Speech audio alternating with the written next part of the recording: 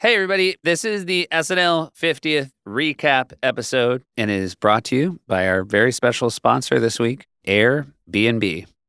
It's the Lonely Island and Seth Meyers podcast.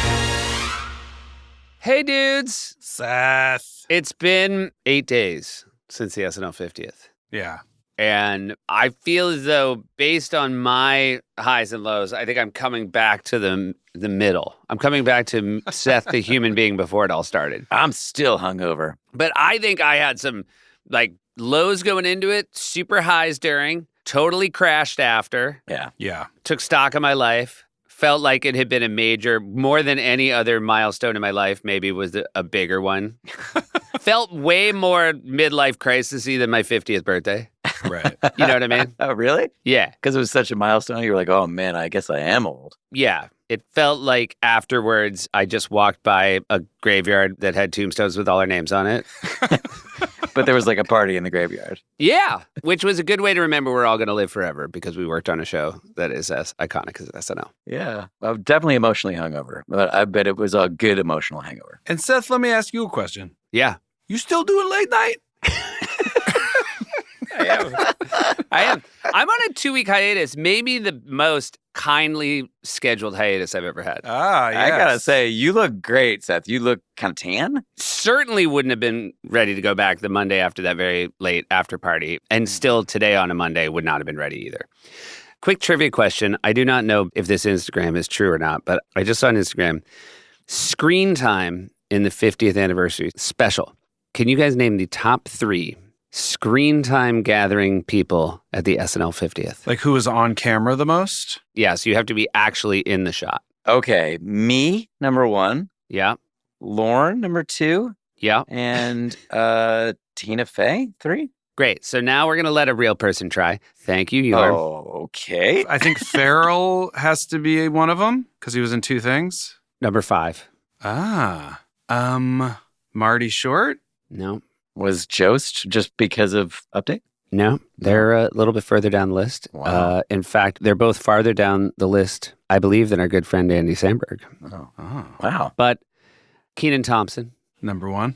number 1. What was he in? He was in Scared Straight. He was a tiny part in Welk. And Black Jeopardy, host of Black Jeopardy. Ah. Yeah. Yeah. Just Okay. racking up the minutes. I mean, it makes sense because he's the one who's been on the show the longest. He has the most screen time in the history of the show. It is very Yeah. in line with the history of the show. Yeah. Number 2, Amy Poehler, who did the Q&A and Bronx Beat. A lot of Oh. camera time there. Wonderful. Number 3, fascinating, although it makes sense, Sabrina Carpenter did Domingo, Oh, yeah. which I kind of like, too, that a musician of the moment made their way in there. I love that people do this as a hobby. So there's Yeah. someone with a stopwatch doing this out in the world. One would assume, although it would be super funny if we asked, how did you do it? And they were like, I just kind of guessed. Just guess. Look quiet. Like, that felt like 11 minutes, 13 seconds. We saw each other a lot in the run-up to this. We did. And we saw each other during some gnarly times. Well, gnarly relative. Relative, but we did not have the air about us of, oh, you know what's nice is all these years later, I've learned not to take it seriously. You were in up to your knees in the short. Short and Medley. And Medley. Yeah. So you had a massive amount more on your plate than most people, Andy. Yeah, I mean, I wonder what my screen time total ranking would have been if we included the Friday night show. Yeah, because Kenan, noticeably absent, totally mailed it in on Friday. Well, he did an intro. Still, I don't think he would have caught you. Dag. No, definitely not. Well, although maybe those intros did sometimes. They were buying a lot of time. Yeah, and by the way, Farrell and Anna on fire at the Friday show. Yeah. Oh that was my favorite thing that's ever happened. Yeah. I mean, we're going to jump all around, but the highlight for me, of the many highlights, and I do want to talk about the medley because that was certainly one of them, but Bobby and Marty crushing at Radio City was something to see. It was so fantastic. I was doubled over the entire time. It was so patient and so quiet. It was exactly what Bobby and Marty always were. It took no accounting of the room they were in. It made the entirety of the room come to them and meet them on Bobby and Marty's home court. The Culps. Culps. Everything in the long run-up was so funny And then the medley was so funny. And it Yep. was also updated and modern. Yep. And it was one of the moments where I made an effort to just look around and find the faces of people I loved who were just dying with laughter. Dying. Dying with laughter. I may have picked this up from hanging around Emily Spivey, but Spivey, I feel like, does this occasionally where if something's funny enough, she makes this kind of like, ugh, Yeah. sound. And I was constantly doing that during, it was just like, oh, the wordage of that joke Yeah. was So just good. so deliciously horrible. It was crazy because it was like, what, 8-9 minutes long? Yep. And every joke landed. Yeah.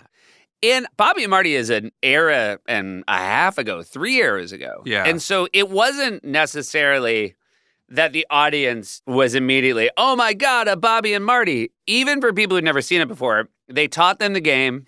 It crushed with people who are fans of it. It crushed with new business. Yeah. Yeah. And I had the greatest conversation. I wrote Anna, who had one of the best weekends of anybody. Truly. Anna Gasteyer. All the time. Perfect. Everything she was in, gold. Yeah. And she said that her and Will afterwards, they were talking about they felt really happy on behalf of the characters Bobby and Marty.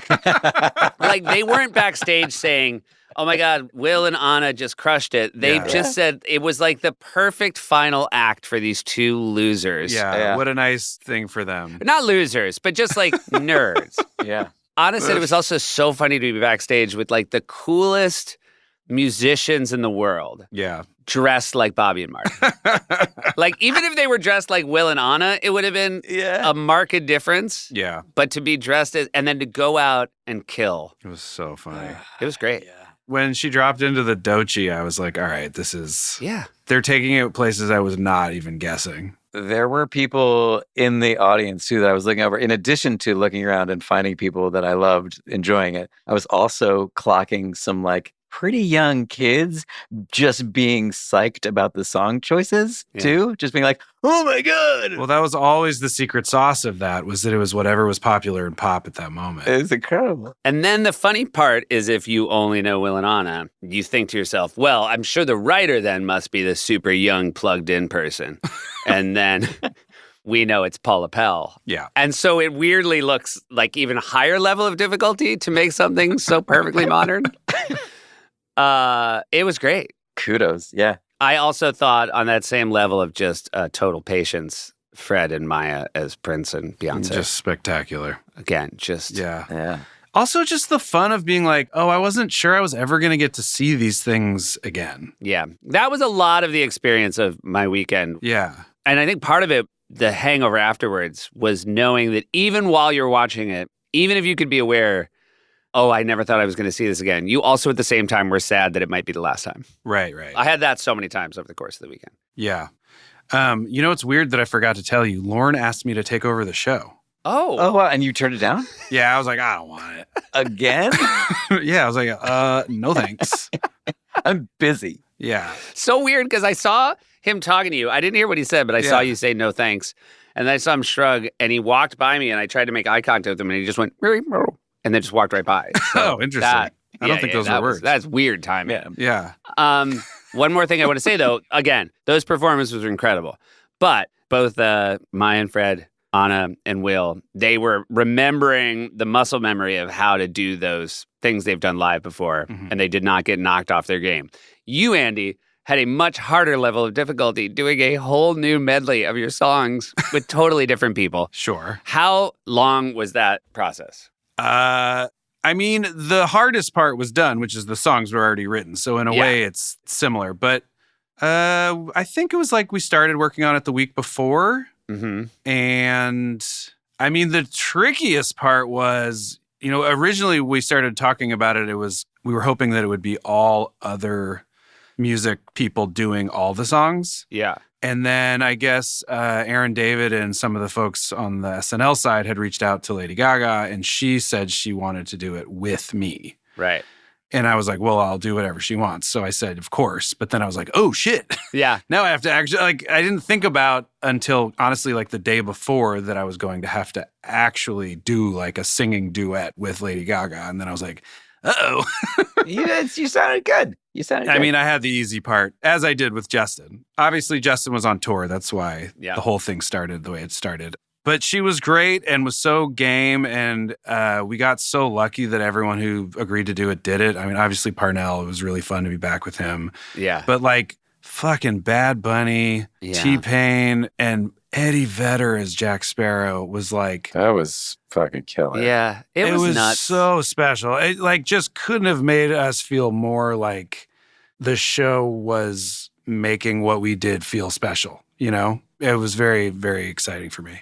There's that thing where it elevates people in my eyes so much when they agree to do something like that and then approach it with the same musical integrity they approach their own performances. Yeah. Like Bad Bunny and Eddie Vedder performed with exactly as much heart that they had in their earlier performances. And that is like that when they get the game, which is not to be winking at it. Yes. You know, just Eddie Vedder just belting with wearing a pirate cap. I felt like that when we were rehearsing and Gaga was learning. David Dabin, am I pronouncing that right? Was part of composing that medley. And she was needing to like learn the piano parts and how difficult they actually were. Made me realize, like, one, like how seriously you're taking this, but also just like the musicality of it. Because even seeing the sheet music is fun to be like Lonely Island Medley and seeing it written out in sheet music is funny. So great. But it required like learning it. It's not just like a given that even Gaga is going to be able to just nail it immediately. I mean, secret bonus for me too, you as Jackson, Maine, kind of a dream come true for me. Long been waiting for the moment. I mean, I had it snatched from me at the Globes when we had the P-Rig bit go awry. It turned out, you know, in the end, you didn't need, like, the P-Rig was sort of Dumbo's feather. You didn't need that. You could fly on your own. Thank you for saying it exactly that way. I'm going to use that now. While we're on... I mean, I think Parnell a little bit like Bobby and Marty, right? There's a whole generation of people who have no idea, you know, the roots of Lazy Sunday. Sure. And yet, you know, 20 years older, Parnell is just as funny doing hardcore rap as he was back then. Because also Parnell was kind of always 50. Yes. Yeah. You know? Yeah. The comedy of Parnell was his stoicism. When we were rehearsing it, I wasn't sure if he was like saving his voice or if he was just trying it out different ways. But he was doing Lazy Sunday a little more like conversationally. Yeah. And before the real one, Yorm and I were like, hey, do it the angry way. Yeah. Don't forget, like, that's really, you're very funny doing that. And like, I was like, you know, take it back to your like Britney rap. Yeah. I was like, oh, okay. Yeah. If that's what you'd like, I can be angry. And then he came out. I mean, by the way, one of my favorite moments of the entire 50th was explaining to Chris Parnell what Screaming Mustard was. Yeah. And where, like, playing him TV off and explaining who Mustard was and why it's a thing that everyone talked about and how I was like, did you see the Super Bowl halftime show? He's like, I did not. I was just like, oh, shit. Okay, we're starting from zero. I will say it's a good reveal in that you go from him screaming mustard and then pull wide to a shaking bottle of mustard in the background. Yeah, have you watched it, Andy? You were saying that you were maybe a little nervous to watch it. I didn't watch it. Yeah, but you felt great about it. I felt great. The response was better than I ever dreamed of from people around the show and people texting me and stuff. Yeah. So I wanted to just let it be what it felt like. Well, I'll tell you, Andy, it was better than I thought it was going to be on the cuts because obviously it's always the nerve-wracking part of just when it goes into that booth and someone's going, camera one, camera two, of course. camera one, camera. And a big thank you to Beth McCarthy-Miller who directed the whole thing and had basically 2 run-throughs of that. It's nuts. And was very receptive to all of our requests, and it was a big, huge mess of a piece. So thank you, Beth. And top to bottom, what a concert it was. Oh, my God. Oh. Dude, Lauryn Hill. Lauryn Hill alone. Lauryn Hill coming out and just being like, what? Yeah. Bonnie Raitt. And Bonnie Raitt. I mean, we can jump ahead just to say that Andy and I, if you're wondering who the most excited we were to meet any celebrity, Andy and I both met Bonnie Raitt, and it was exceptional. She's the coolest ever. The coolest. The coolest ever. You couldn't believe how cool. The only photo I took at the party was of me, my wife, and Bonnie Raitt. Yep. And what was her vibe? Just the coolest. It was like, oh, well, hello. What an honor to meet you. She's a cool ass accent. Also, here's the thing. No, It was that was not Seth just doing That was Bill not her. Clinton. That was me. That was Seth doing Bill Clinton to her. Oh, I was- I see. was Gotcha, doing gotcha. Bill That makes a lot more sense because it was like very not Southern. That's the only thing it could have been. Yeah. She goes, I feel your 50th. It was weird. Yeah. Her voice was not only good, it was like had fucking real attitude. Yeah. Yes. And at the same time, there's just no push. She's just such a veteran of killing it over and over a million times. And she's destroying on guitar. Yep. The songs are, we know them and love them, but they still feel new somehow because she's playing them so well. It was just like, she rules. Shout out to Chris Martin for two things. First, Chris Martin playing piano for Bonnie Raitt was a really awesome thing to see. Also, I heard that he said he would do it, and Bonnie Raitt was like, sure, but he has to talk to my piano player just to make, and he was like, whatever you need. The other thing was I lost my voice. I didn't feel sick, but I lost my voice hardcore. And Saturday night, there was an evening where people gave toasts to Lorne Michaels. And Lexi, my wife, and I were talking to Chris Martin. And she said, hey, what do you do when you lose your voice? And he said, oh, I do that. He literally pulled out like drops he puts in his An throat. elixir. An elixir. Yeah, just a Coldplay elixir. Mm-hmm. And she said, can Seth have it? And he said, yeah. And he just gave it to me. And so I was just like pumping the Chris Martin juice into my throat. What do you think the over-under is that the thing he gave you is the stuff that Eddie Redmayne's character in Jupiter Ascending is harvesting? I mean, obviously I want it to be that. Yeah. And when you spritz it and go, Jupe! I'm definitely wondering at this point how many people pause the pod to go Google Jupiter Ascending. No, to watch Jupiter Do Ascending. yourself a Oh, favor. you think they're going to watch the whole thing? They had to go watch the whole thing. Well, once you start Jupiter Ascending, I don't think you fucking stop. Did you go to the toast, Sandy? I was No, editing. he was editing. Yeah, you were editing. I wanted to so bad. Yeah, I had a real, dark couple of hours of being grumpy because I was like, yeah. fucking pre-tapes. Wait, I have a question. Andy, did you go to any after party after music? No. Yeah. Alexi and I also bailed that night. I mean, we had not been out past midnight 3 nights in a row for a very long time, which we did. Yeah, I mean, I worked the whole time. Yeah. I got there the Sunday before the Sunday and worked round the clock the entire week, nonstop. And it was anxiety inducing, much like Yeah. the short would have implied. I'll also say, though, it was worth it. Like everything that you put in, I think, came out on screen and was very good. Thanks. I hope you know that, Andy. We appreciate, on behalf of everyone, we appreciate what you put in. But yeah, you were not. Well, we did see each other. We had a nice drink on You're right. We snuck out. Wednesday night. Yeah, you're right. But you weren't done until late, and you, me, Klein, and Jost had a lovely That's right. drink. And you had 2 non-alcoholic beers, Yorm style. I did. I was nabbing it. Yeah.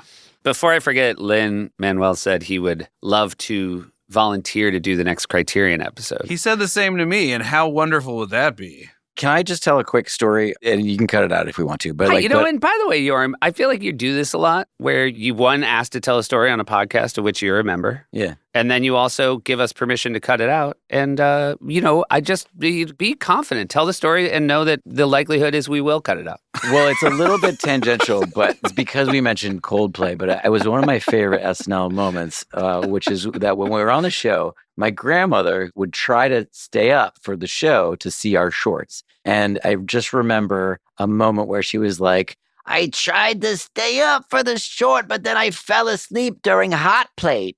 And I was like, Hot Plate? I was like, oh, Coldplay. But I just like that she Yeah, that's called it pretty Hot good. Plate. Hot Plate's pretty good. I think, you know what, Andy, I'm going to leave it in. I'm going to leave that story in. Okay, great. And then the other funny one was that she would call our buddy Brian Danger Mouse, how's Dragon Mice? Yeah. And then I told that to Brian. He was like, this is just as good a name. I should just change it. Dragon Mice is a good name, yeah. Do we have anything else about Friday? The text I got sent the most, I had my arms around Alexi and we were swaying to Backstreet Boys and Yeah. they cut to us. Oh, nice. And I could even sense the camera and I had a real moment like, oh, shoot, this is going to be when I'm on. I have a funny Backstreet Boys moment. Great. First off, love them. I loved them Yeah. so much. It was one of my favorite moments of the night. They did the song that is very, I mean, obviously it's a hit for them, but it was a big thing on Brooklyn Nine-Nine. It's a cold open Yeah. where we have the perps in a lineup singing that song. I Want It That Way. And I was being ushered around for rehearsal by a woman who was working for the show. And I was like, I really have to go to the bathroom. Number one, everybody relax. Okay. And she was like, you need to be on stage now. You need to be on stage now. And I was like, okay. So we walked over to where the bathroom was. And one of the Backstreet Boys was about to go into the bathroom. And she was like, he needs to go. We need him on stage. And he was super nice. And he said, hello. And he was like, oh, we're doing your song. Because he knew the thing about Brooklyn Nine-Nine. And I was like, oh, that's so awesome. I went to the bathroom, quickly left, went out on stage, and then stood there for 45 minutes. And Backstreet Boys went on and rehearsed before us. And I was like, oh, man, he must think I'm a piece of shit. So anyway, I apologize for that. I bet he thought it was number 2, by the way. Yeah. It wasn't. I mean, if it was the fastest number 2 in the history of humanity. When you said I had to go to the bathroom, number one, I thought you were doing a list, not that you were saying number one, you had to go to the bathroom. Oh, So I thought you were going to be like, I had to go to the bathroom, number one. It was a shit, number two. No. So I also thought the Backstreet Boys, of everyone who performed on a night where the performances were, without exception, wonderful, they seemed to be the most joyous to me. Yeah. It was Kevin, just for the record. Gotcha.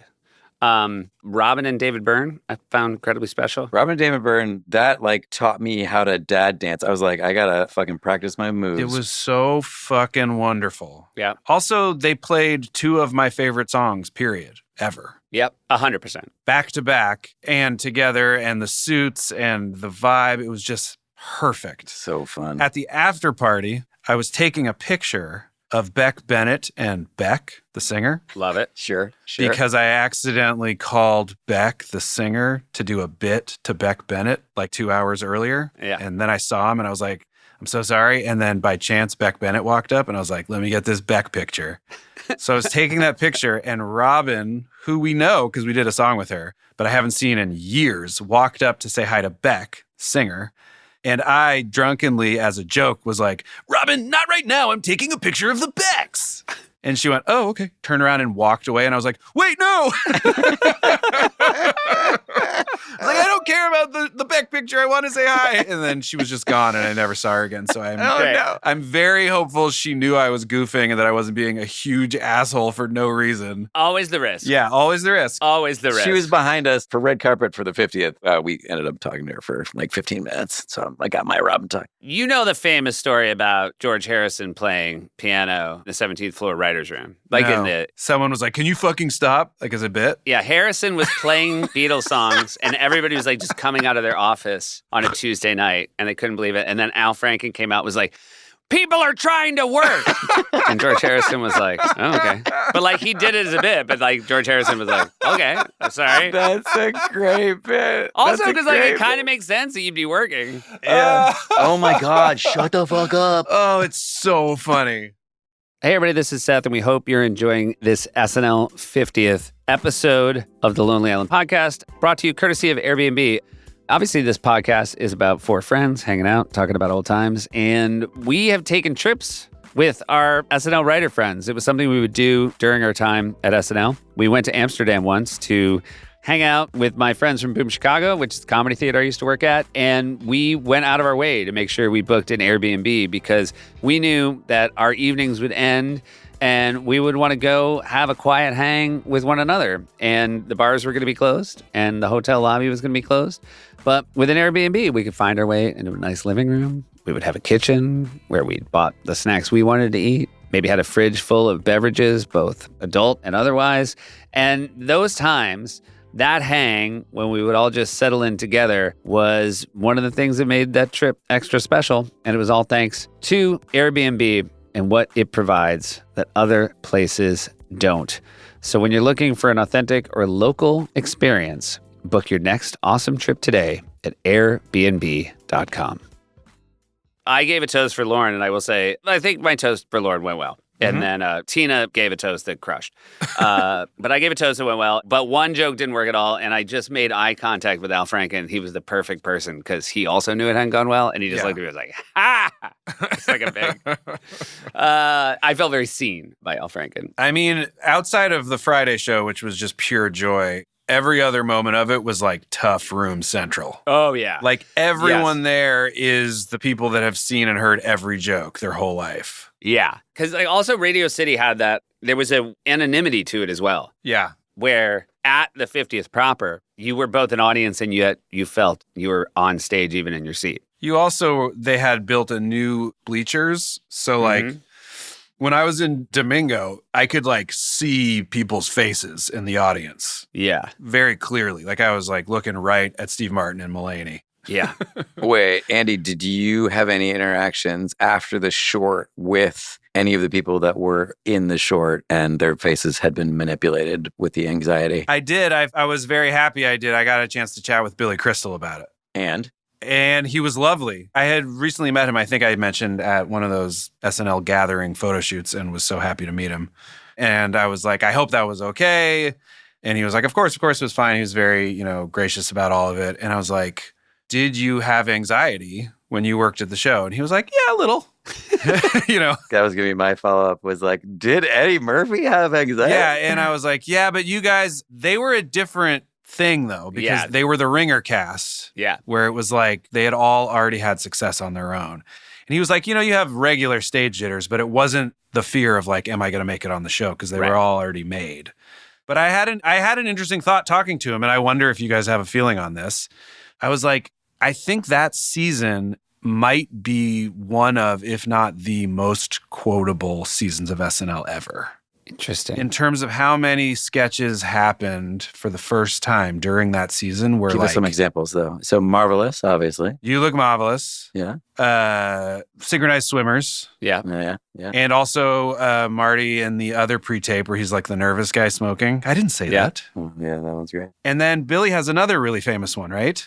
Oh, is it I Hate It When That Happens? Yes, exactly. With Christopher Guest? Yes, exactly. That's a great sketch. I mean, those are the ones that just pop into my mind, and I'm sure there's more. Yeah. And then Jackie Rogers, the Jackie Rogers sketch. Exactly. And what's the other Marty? Ed Grimley. Yeah, I must see. Yeah, that's it. Yeah, very good. I mean, just off the top of our heads, that's what, 6 or 7? That's a good amount for first times. I mean, probably 80s times when there's like Mike Myers, Dana Carvey, Right. Schneider, like a lot of people doing very like quotey characters is also in the mix.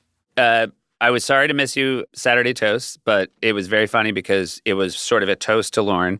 And Lauren got up and genuinely said, and it was about 11:30 at night, maybe a little bit earlier. But he said, well, thank you so much, but I've got to go back downstairs now because we have a show tomorrow. Yeah. And it was like the dream Lauren toast, which is Lauren always wants to be toasted as an inconvenience to the work. That seems right. Yeah. I think it's the coolest way to exit. Yeah. It was trippy being in New York and seeing like every cab and surface covered with ads for the 50th while working on it. Yeah. And also that the tagline was a special 50 years in the making, knowing that everyone there had started working on it pretty much the week before or that week.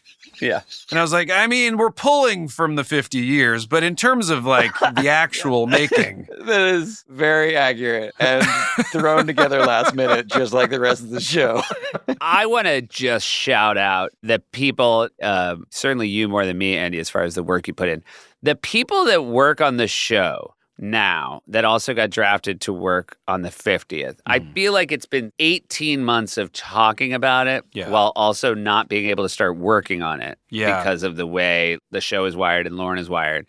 So there was just this building pressure with no way to actually release it because the only thing that allowed release was just getting within a week of the show. That's right. Also, they were doing other shows, almost all the way up till it. They were doing like Timmy Chalamet like 2 weeks before. And I think they maybe stretched it, like it was maybe 2 weeks of work as opposed to a normal one. Yeah. But there was a table read the week before, and that was another, when it was over, I realized, oh, this was the last time. Yeah. And it was so special because it was mostly writers. I was jealous of not getting to go to that table. That would have been cool. One of the best parts of this entire ordeal for me was hanging out with current SNL writers and just that feeling of, sitting on a couch in somebody's office and just talking shop about the show.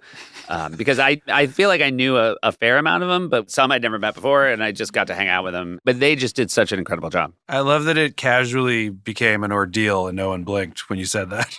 Yeah. This whole ordeal. It was an ordeal. Yeah. It was totally an ordeal. But do you guys know like that group like Bulla and Jake Nordwin and Mike DiCenzo and Sierra and August and Sudie Green, Alison Gates? Yeah. It's a great group of writers. I know a lot of them now because I went back earlier this season and they're all great. Oh, right. And Streeter. And Streeter and Mikey, who do so much. I mean, all of them do great work on the show. Yeah, absolutely. Week in and week out. But it was very cool to get to sort of sit at the table and see them up close and personal. And then so many of, I mean, the people that are still there from our time, like Ken Sublette and Brian Tucker and Eric Kenward, but also the ringers they brought back, like, Spivey and James Anderson and Paula Pell. And, obviously Mulaney and Tina. Simon Rich. Yeah. I thought the cut to the writers in the rain was a very nice moment in the Steve Martin monologue. It was funny. Oh, I wish that had been so many people. I liked the group that they had, but I wanted it to be like 500. It was a good group. The other thing is that the fact that Jim Downey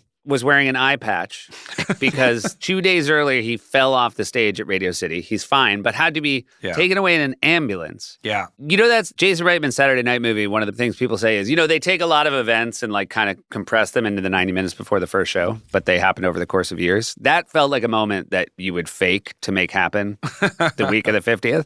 Which is like, and then Downey fell off the stage and now he has an eye patch. You'd be like, yeah, that happened like 7 years before the 50th. That wasn't real. Seth Lee Rob Klein also came back, helped me with the medley. He oversaw that. It was great to see Klein. And honestly, I think maybe worth taking a moment to specifically point out Jost. Right? Jost. You and I were talking about this while it was all happening, where I was like, Jost did so much fucking work on that thing. Yes. And wrote so many. Took care. Yeah. Fed so many mouths. Truly. And wrote really funny shit. Jost is wired, and it just speaks to his core sweetness. He's wired to take care of people. And, he wrote that New York musical, and I think there were like 35 people in it. Yeah. And maybe my favorite line of the entire 50th was David Spade being back in his seat. Same. It was my favorite joke in the whole thing. Perfect line and exceptional delivery. Just hands down my favorite joke in the whole special. And that's saying a lot. I got a feel for it. Perfectly written, perfectly delivered. It's so SNL. Like, yeah. It just keeps going. Yeah. Credit where credit's due. That New York musical is wonderful. It was so fun. Seeing fucking Nathan Lane do an Hakuna Matata about cocaine. Disney's gonna be psyched. That was another one of those jokes. I was like, fuck, that's good. Nathan Lane was wonderful. And then Scared Straight, Ugh.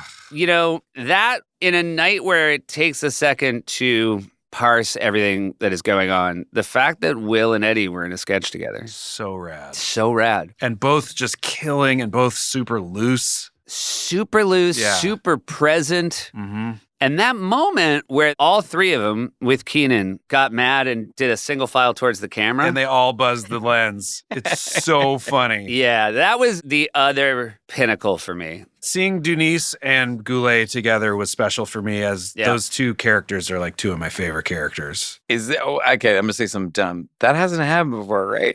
No. Right, has not. But they're like made to go together. It's just fucking fantastic. I've never been in the building for a Goulet, but before we worked on the show, and we've talked about this a lot, the Goulet stuff was so fucking beloved in our friend group. It's like we would quote it constantly. And it is the genius of the way Will made famous people characters. Yes, exactly. Neil Diamond became a character, it wasn't actually based. He did a thing that was Goulet ringtones, I think. Yeah. And I went on the internet somehow and downloaded the ringtone and made it my ringtone on my flip phone. Which one was it? Dinkle donkle, someone's calling you. Goulet. Dinkle donkle. Stuff like that. Like a man who truly doesn't understand a cell phone. Dinkle donkle. I want to say, because Spade had more in that sketch, for someone, you were in it as well, Andy, but I thought Kyle and Beck, who each had one moment in Domingo, were both so perfect and great. They were really good. And I really liked knowing, because there's also that level of difficulty when you have one moment in a show like that. Kyle able to sing in his character, the like, just kidding, Kyle. That also, your marriage is healthy. You're just like, oh God, So irritating. and Beck was so aggressive. Yeah, truly. The two of them together also, it was that sweet moment where you realize, God, you guys I'm so glad you found each other because you don't overlap at all. They occupy the correct space for each In other. style and taste, they do 100%. Yeah. Also, Domingo has that, the core premise of it is so funny. The jokes in it are great. Yes. That Scottsdale is a super funny joke. Yeah. That you're both from Scottsdale and it's also your name. They're the three Scots and I'm Dale. Meryl was great. Meryl in Close Encounters. I mean, it's weird because you kind of expect it and yet it's still amazing to see. Still very fun. The moment where she sort of turns and starts hitting on Pedro Pascal is when it took it up a notch. Yeah. She calls it mustache. Yeah. A very patient hitting on. Our friend Rachel Dratch, totally in the pocket as Debbie. Did we say this already, Seth, that we locked eyes when it started killing? We were like, yeah. Oh, so I don't know if fun. we did, but it was a moment. We're just like, oh my God, Debbie Downer's about to crush at the 50th. This is so thrilling. And De Niro. De Niro, perfect. Perfect. Black Jeopardy, which remains one of the great sketches in the history of the show. Michael Che. Was Eddie doing a better Tracy than Tracy? Weigh in on the comments. Tracy, the moment where Eddie said, as Tracy, we do look like we could be related, and Tracy wouldn't look at him and said, I don't see it. That's That's Brian Tucker and Michael Che who write that thing. And also Che, I don't think would mind me saying, I saw him right after he had gotten off the phone with Eddie. And they had talked about him doing Tracy Morgan. And Eddie had just literally just started talking as Tracy. And Che was just transcribing. Amazing. Che said that 4-cheese lasagna was something that Eddie just said. When Che was like, do you want to do Tracy? And he just said that. And it was like, oh, okay, So yes. we're good. I guess so. Sandler song. Oh, yeah. It's like someone calling their shot because he's done it so many times. Yeah. But the idea that he comes out with a guitar and you sort of know it will be sentimental and deeply funny.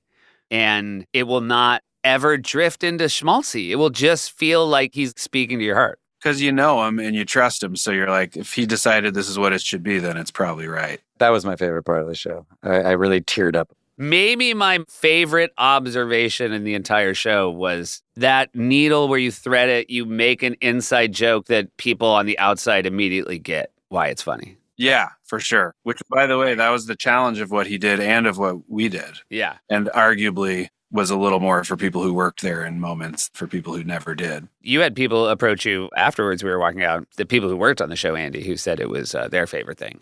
Cathartic was something that was said to me by a lot of people who worked at the show over the many generations, which made me feel great. Yeah. Little BTS on Sandler's song. Yeah. You wouldn't have seen this at home because we were in commercial break.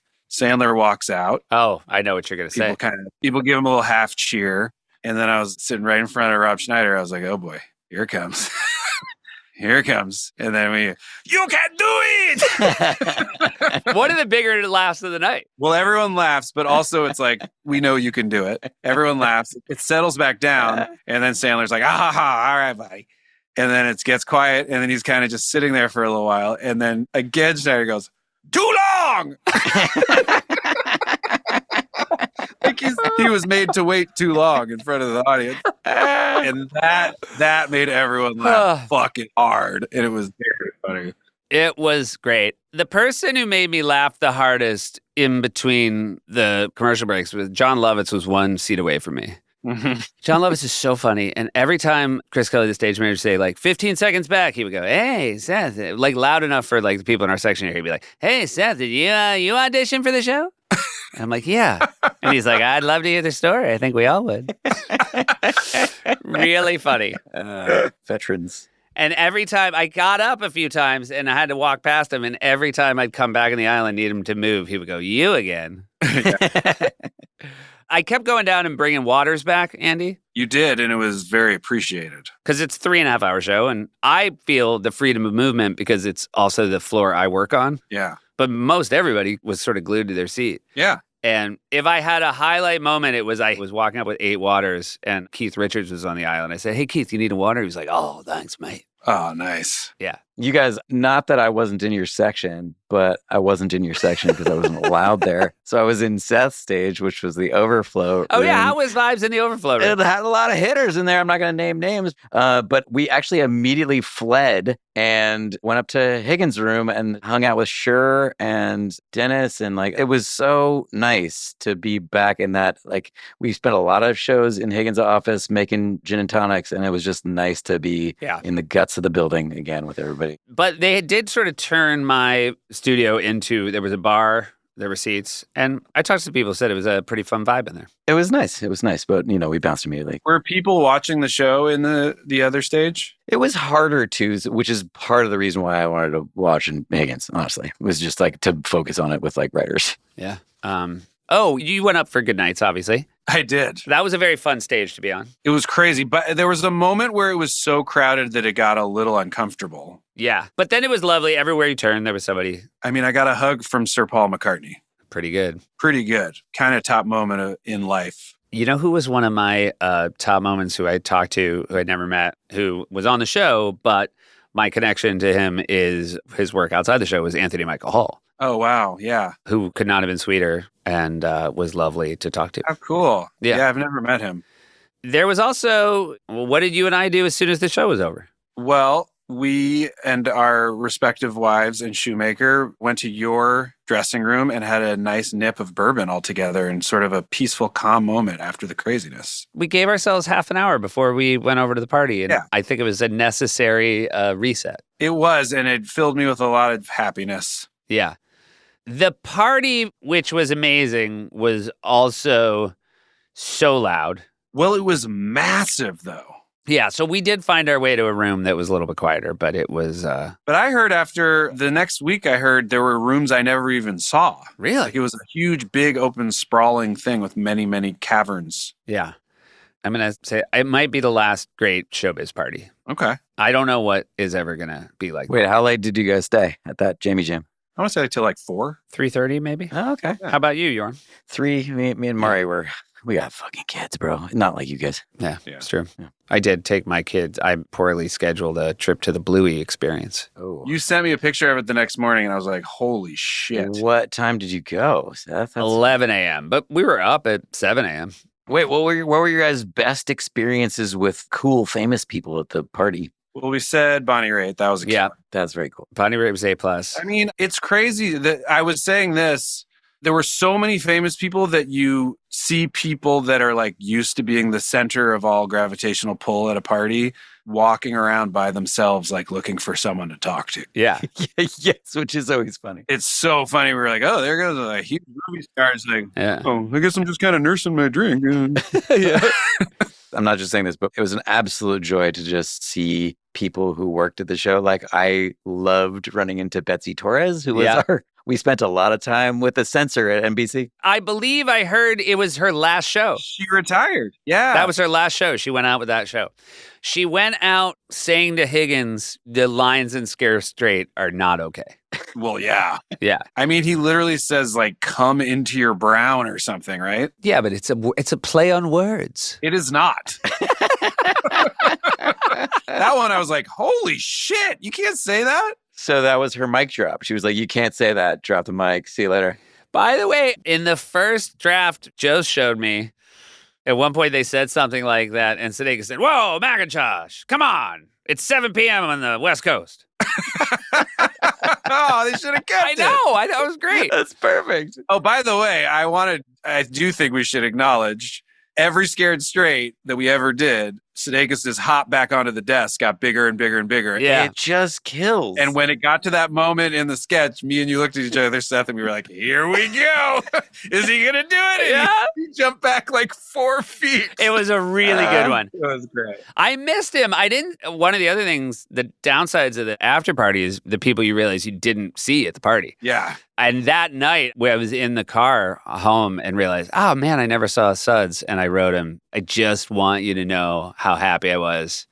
Because you really landed it. It was he got like both cheeks hit the desk at the same time. It was a real. He caught air. It was special. Yeah, it was great. I didn't see him. I didn't see Forte. I missed a ton of people. Yeah. There were people that were there that I didn't even know were there until the next day when I was like seeing news. Yes. Like Lorne. Lauren. Yeah, Lauren was there.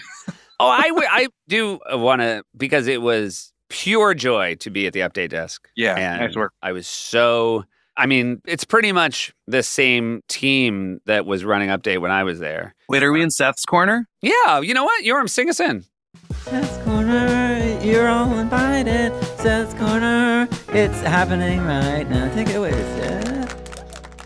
Jost, the best. As I said, he took care of a lot of people. He took care of me. He said, we'd love to get you an update. Do you want to run a feature? You know, the first time those guys used to do that was my era of update. Yeah. Fred and Vanessa. I was very happy to see those characters back. So fun. And also, Lauren was slow to sign off on the premise of them being Lauren's friends. That is just a case where Lauren doesn't like to ask or okay attention towards him. Sure. It's not his style. Sure. With that said, he gave it the okay. And the two great things. One, I mean, the best thing about my time hosting Update was just being close to people who were crushing. I just loved it so much. Yeah. And I had eyes on Lauren because much like you, when you were doing Domingo, you could see the faces of the people. Yeah. I knew exactly where Lauren was. Lauren was laughing so hard at Fred and Vanessa. And he was also laughing in a way because they were talking about him. And there's that part where they say he was going out to eat and they're like, what about us? And he's like, you two don't look like you'd have much trouble finding food. And Lauren made a face like, oh, no, I wouldn't. Even though he knew it was a joke, I felt like he had to make a look like, I would never. I also had a great moment, which I was like, oh, there's no reason not to do this, which is, I was sitting next to Jost, and basically, they do, you know how it works. They do a run, I'd say a line, they do another run, I'd say a line. And I just reached over and put my hand on Joe's leg to be like, look at us. Yeah. And he was like, just put his hand on top of my hand. And it was just like one of the nicest moments to be like, oh, look at us. That's fantastic. Asking this question is probably going to ruin the niceness of the moment. No, I feel very confident it won't. No, we know what's coming, so it can't possibly ruin it. Y'all get boners. But really, did you, though? I mean, I think as soon as you said it, every single person listening to this was like, oh, did they get boners, though? Look, I already had one because I always got one when a feature was working. Dag to the Gotcha. wood. Yeah. That's how much you like comedy. Bobby, really fun to watch Bobby and Cecily. Yep. They were both wonderful. Bobby, again, it's Jost. I mean, Jost writes both of those too, with the respective stars of it. Cecily and him write Girl That Came to Party. And then he writes Drunk Uncle with Bobby. And Drunk Uncle, you forget, has like a 3-act structure. Yeah. Where he always comes out and is like, he's a blowhard. And then he starts admitting it all comes from a place of self-doubt. Yeah. Then he cries. And then he says really, really harsh shit. Yeah. But it that thing where so maybe I'm not land shark. That was the most meta moment of the whole thing was drunk uncle realizing. Oh, I'm not a shark. Love it. Really, really good. I feel like we're forgetting something. There was so much. There was so much. It was like a wedding. It was just like a sprawling, you couldn't take it all in. Yeah. And when it's over, you're like, oh, I wish I just could have slowed down time a little bit. Yeah. It's almost as if you wished you could turn back time. Turn back time? Ooh, she did well too. She did great. Has she ever sung it not in the clothes from the video? That is, to me, the greatest part about it. It's so impressive. Yeah. I was immediately like, God, I want to look like that when I'm her age. Is that what you were thinking? Yeah, if I could be that fit. Also, Bonnie Raitt, too. I'm like, Yeah, oh Bonnie my Raitt, God, the yeah. two of them were like... Yorm's Corner is just him, really into older women. Well, I bet, Seth, I told this to Andy, but I bet my wife that I could look like Jeremy Allen White from his Calvin Klein photo shoot by the end of this year. So I'm very focused on health right now. Great. When did you place the bet? January 1st. Okay, because I was worried that was going to be the answer. I have not seen much difference in the first 2 months. Well, to be fair, on this podcast, we don't show people the video of the podcast, but I haven't done it shirtless. Yeah. It would explain why you've just been doing very slow curls. Yeah, off to the side. Yes. Another thing that's nuts to me as I talk about how happy I am that I'm not doing late night this week, they're back today. Yeah. The etch-a-sketch of hey, you did a great job. Now do it again. Yeah. Last special, the 40th, there was kind of like a legendary concert at the after party. Yeah. I was told people did perform at the 50th, but I kind of missed all of it somehow. That's Yeah. why I was jealous. I assumed you guys stayed for that because I heard there were some pretty good matchups. Like Forte performed with Eddie, maybe, and some other stuff. Oh, really? happened. Yeah, some other like good stuff happened, and we missed it. Haim, I know Haim got up there. Yeah, I got to know Haim was there. I did. Yeah. I hung out with him a lot. Fine. I'm better friends with him than you. Well, I was in one of their videos. That's true. Damn it. It also, compared to the 40th, one difference, there were way more live sketches, which I thought was very cool, and less reliance on montages, which I thought, at the time, I thought was great. Yeah. And yet, the amount of people I talked to who said, I wish there'd been more montages. I love those so much. And you just realize, oh, there's a reason. People love watching old montages. And like the commercial one, which was, again, Colin Jost wrote that really funny intro with Alec Baldwin and Sarah Sherman. The joke about Alex, I should have corrected people on that. Is a very funny joke. It's a very good Jost joke. And then the In Memoriam montage, which was Steve Higgins' brainchild, Yes. was so fun as well. It was definitely interesting to watch. Yeah. You know how you said, Andy, yours was for the room? That was the most not for the room. Right. I think in retrospect, the one we made was more for the other studio room than the room we were even in. Yeah. Like the room we were in, the biggest cheer of the night was Donna because it was all hosts. Yeah, that was a great joke. And Donna was great. Her performance was great. Oh my God, Donna crushed the joke. The timing of that was fucking flawless. Jason Momoa! By the way, did you already tell us that we saw the moment when they saw each other at the after party? With No. Jason Momoa and Donna? And Donna, and he wrapped her up in a huge bear hug, and it was so sweet and funny and cute. Did either of you guys get to hang out with Spivey at all? I didn't get to see Spivey. I did. I got some good Oh, that's Spivey great. time. That's great. She also was on my show, which was really fun. Oh, yeah. Andy, I don't want to put you on the spot, but you ate shit super hard on the bee yesterday. Yeah, but I got Queen Bee Clean today. Yeah. By the way, I think I was like 19 off yesterday. I bailed 12 short. It's the worst showing I've had maybe in 3 years. It was a tough one. But it was nice to bounce back today with a full clean bee. Clean bee. A clean bee. It's shocking that we haven't heard that on this podcast. It really is shocking. I want to give a quick shout out to how the opening Blues Brothers number that Jimmy did was so high energy and fantastic and felt so authentic to the Blues Brothers. And then it was so funny to me how winded he was. He was Oh, so winded. that was great. I will say it was satisfying because I was like, how's he not winded? And then as it ended, I was like, oh, I see. Yeah, he was an appropriate amount of winded. No shade. Yeah, I could have done a third of that. No, Was that really him singing? It was good. it was great. It sounded like it had to be. Yeah, Couldn't fucking believe it. Yeah. it was great. And the dancing was so fantastic. So great. Wait, hold on. We haven't talked about my cupcake dancing, though, guys. That was really good, too. It was. You did a great job. Thanks, guys. Thank you. I met Diva for the first time, which was super exciting. Mike Diva directed the short. When did you decide to just start grabbing people clapping? Pretty early on. Okay, gotcha. So that was always the plan. Mike Diva's brother, Dave, made that beat. And when he sent it, we went through a few iterations and I picked and chose things from a few different versions and put them together. I love that beat. Yeah. I asked for like a Billy Ocean-esque vibe and he delivered in spades.